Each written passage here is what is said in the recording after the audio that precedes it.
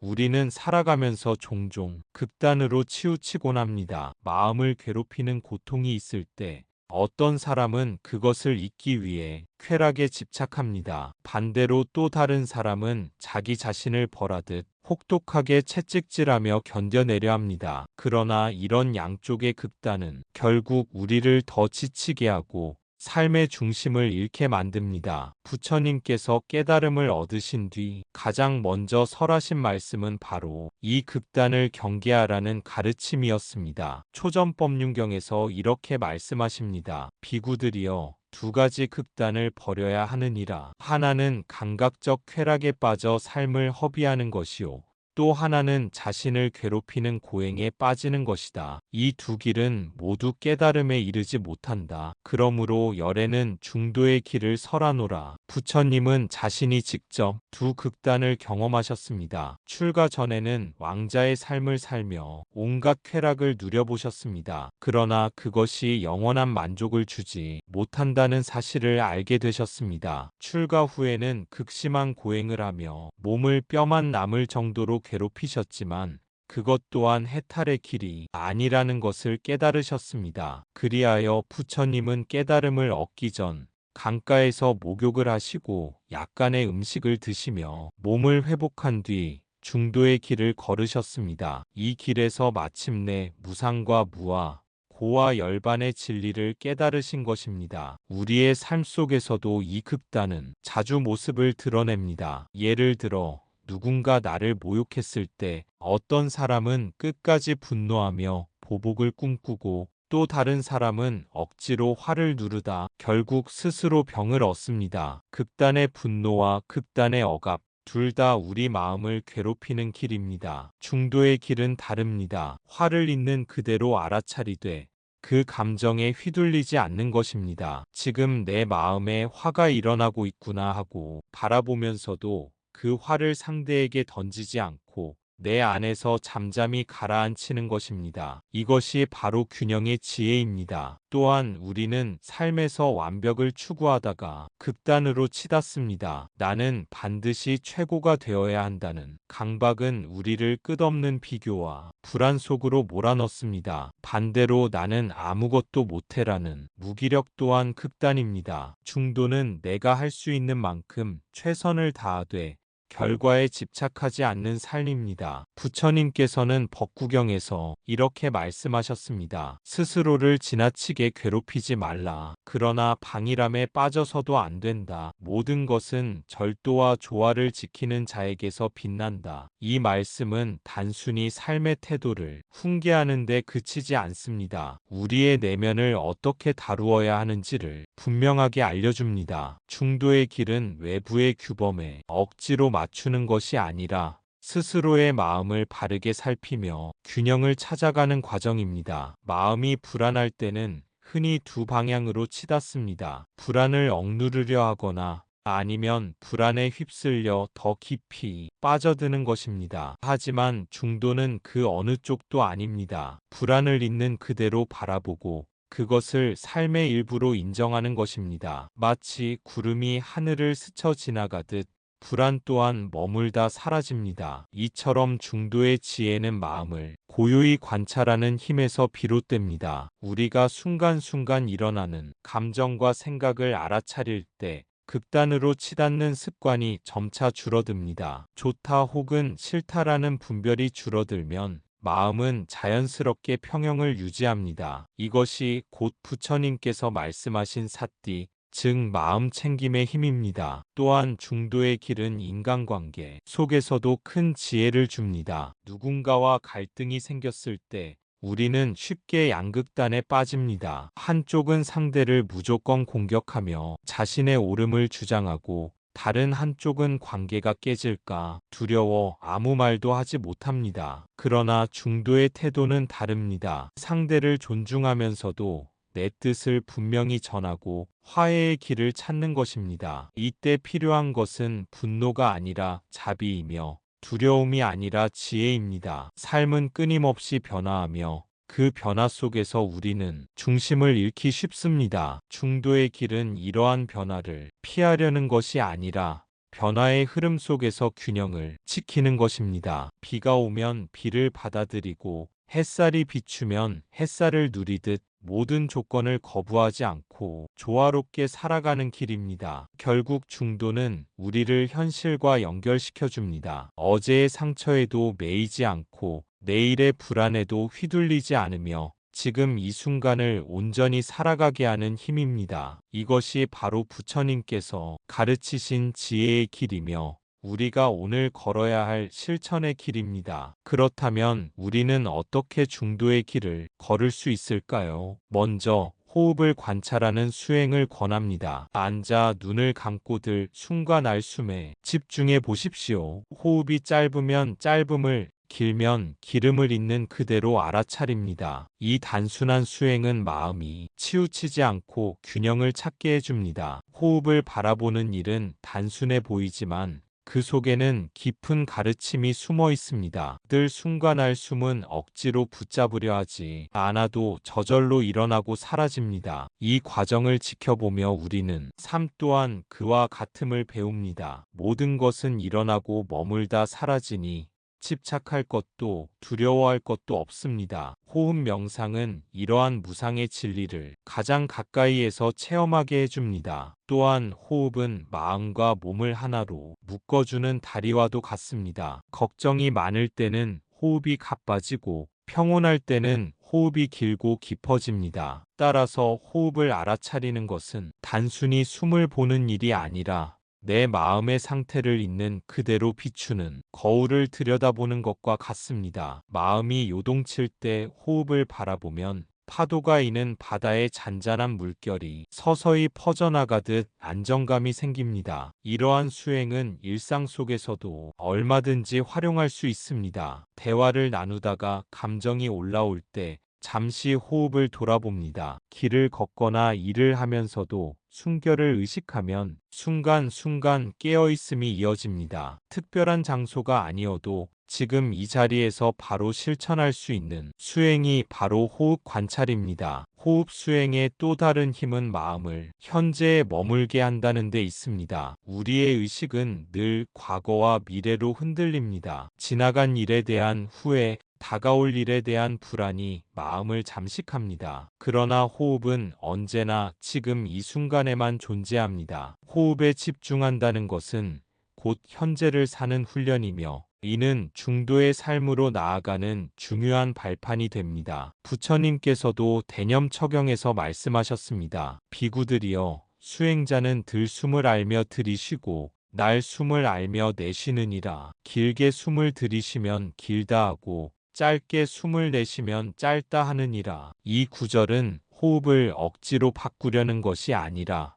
그저 있는 그대로 알아차리라는 가르침을 전합니다. 있는 그대로의 호흡을 지켜보는 것, 그것이 바로 깨어있음의 시작입니다. 결국 호흡을 관찰하는 수행은 우리로 하여금 극단에서 물러서게 합니다. 분노가 치밀어 오를 때도 욕망이 일어날 때도 호흡은 우리를 균형의 자리로 이끌어줍니다. 그렇게 우리는 점차 삶의 모든 순간에서 중도의 길을 배우게 됩니다. 둘째, 계율을 지키는 삶입니다. 계율은 우리를 속박하기 위한 것이 아니라 극단에 빠지지 않도록 하는 울타리입니다. 지나친 방일이나 집착에서 벗어나도록 돕는 길이지요. 계율은 단순한 금지가 아니라 삶을 바르게 이끄는 길잡이입니다. 무엇을 하지 말라는 규정으로만 이해하면 답답하게 느껴지지만 실제로는 우리를 자유롭게 하는 장치입니다. 마치 길을 벗어나면 절벽에 떨어질 수 있기에 울타리가 우리를 보호하듯이 계율은 마음이 극단으로 기울지 않도록 안전한 길을 마련해 줍니다. 예를 들어 살생을 하지 않는 계율은 단순히 생명을 해치지 말라는 말이 아닙니다. 이 계율을 지키다 보면 자연스럽게 분노와 증오심이 줄어듭니다. 또한 자비심이 자라나고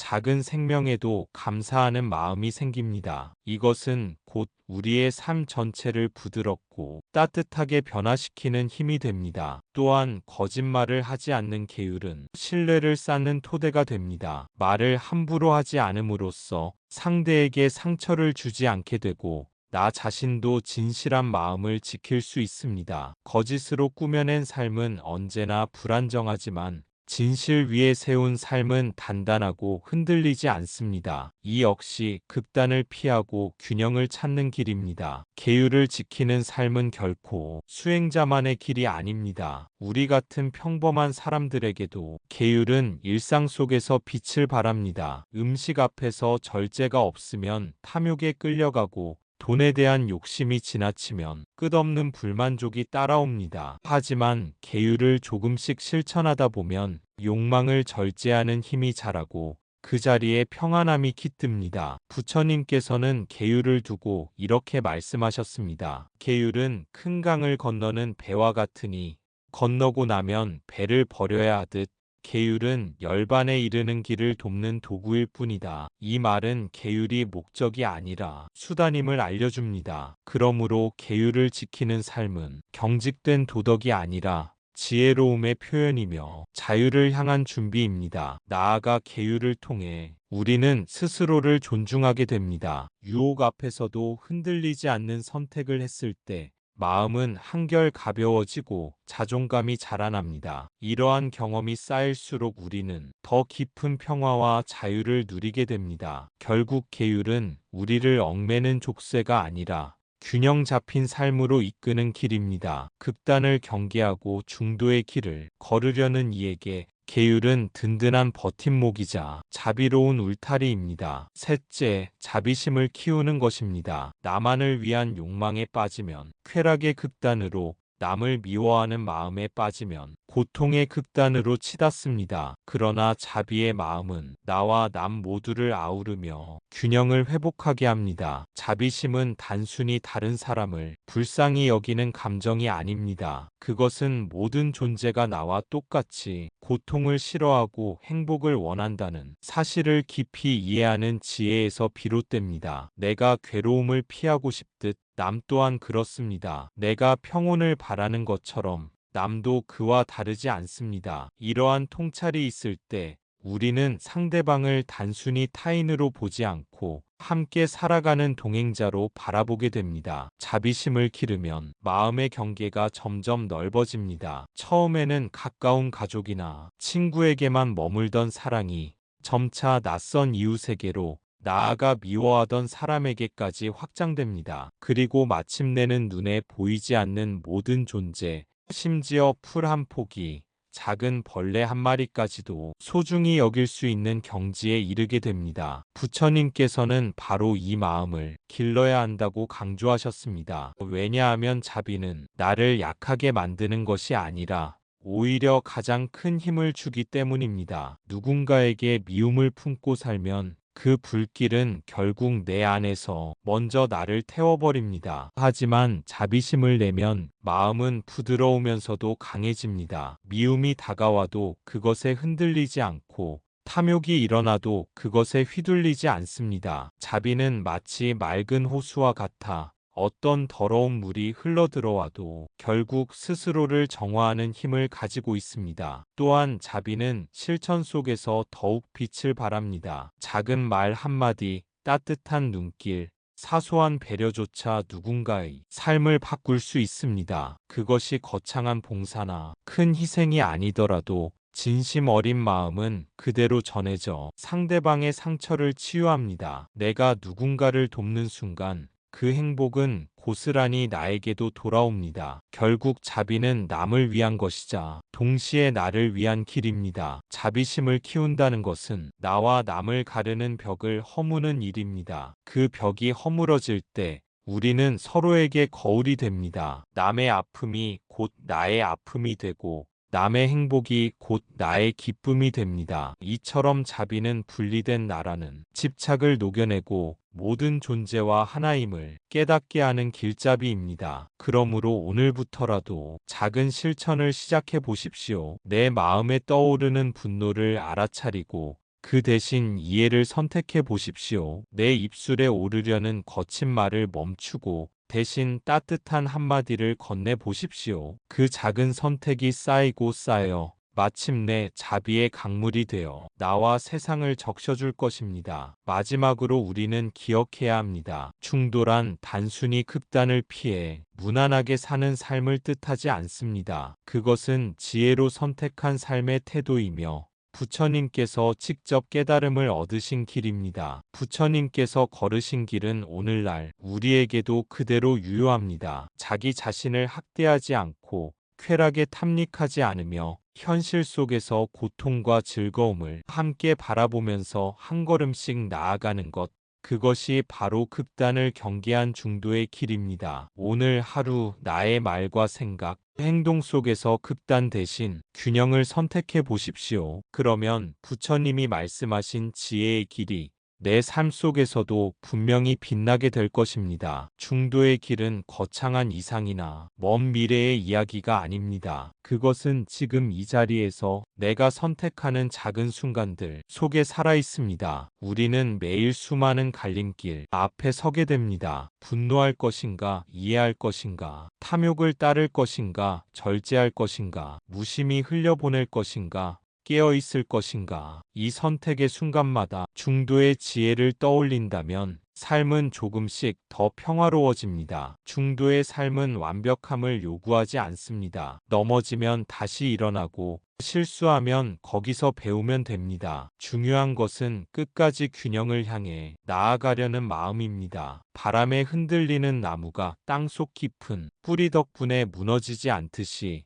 우리 마음도 중도의 뿌리를 내릴 때 큰 풍파 속에서도 꿋꿋이 설 수 있습니다. 또한 중도의 길은 개인의 평화에 그치지 않고 주변 사람들에게도 널리 퍼져나갑니다. 내가 균형을 잃지 않고 서 있을 때 내 말은 누군가에게 위로가 되고 내 행동은 누군가에게 희망이 됩니다. 이처럼 중도의 삶은 나 혼자만의 수행이 아니라 세상을 밝히는 등불이 됩니다. 부처님께서 스스로를 이롭게 하고 동시에 남을 이롭게 하라고 하신 말씀은 바로 이 점을 일깨워 줍니다. 그러므로 오늘 우리는 묻지 않을 수 없습니다. 나는 지금 어떤 극단에 서 있는가? 내 마음은 어디로 기울고 있는가? 이 물음에 정직하게 답하고 균형을 선택하는 그 순간부터 중도의 실천은 시작됩니다. 결국 중도란 멀리 있는 진리가 아닙니다. 바로 지금 내가 내딛는 이 한 걸음 속에 있습니다. 그 걸음을 지혜롭게 내디딜 때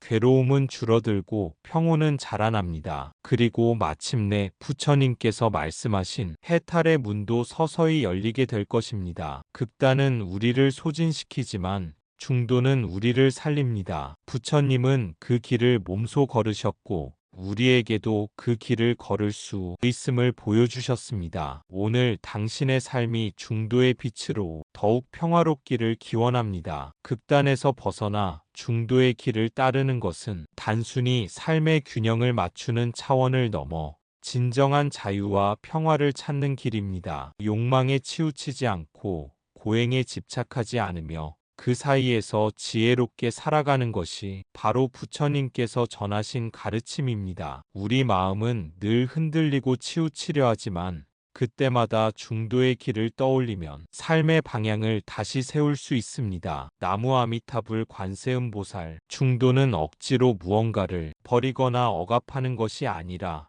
있는 그대로의 삶을 지혜롭게 다루는 힘입니다. 작은 일상 속에서 욕심을 줄이고 분노를 다스리며 자비와 평정을 선택하는 순간마다 우리는 이미 중도의 길을 걷고 있는 것입니다. 오늘도 부처님의 발자취를 따라 한 걸음씩 걸어간다면 마음은 더욱 고요해지고 삶은 더 깊은 의미를 가질 것입니다. 그 길 위에서 당신의 하루가 밝게 빛나기를 축원합니다. 감사합니다. 구독과 좋아요는 저에게 큰 힘이 됩니다.